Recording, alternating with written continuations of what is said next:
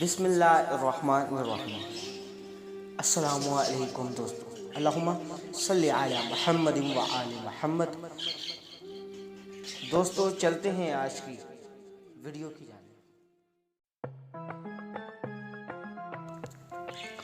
بنت پیغمبر صلی اللہ علیہ وآلہ وسلم حضرت بی بی فاطمہ زہرا سلام اللہ علیہ نے ارشاد فرمایا ہے کہ اگر روزہ دار اپنی زبان، کان، آنکھ اور دیگر اعضاء کو حرام سے نہیں بچاتا پھر ایسا روزہ کس کام کا؟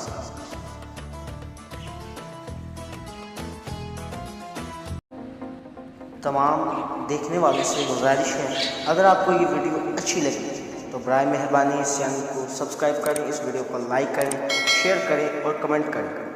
نئی آنے والی ویڈیو تک انتظار کیجیے۔ اللہ حافظ۔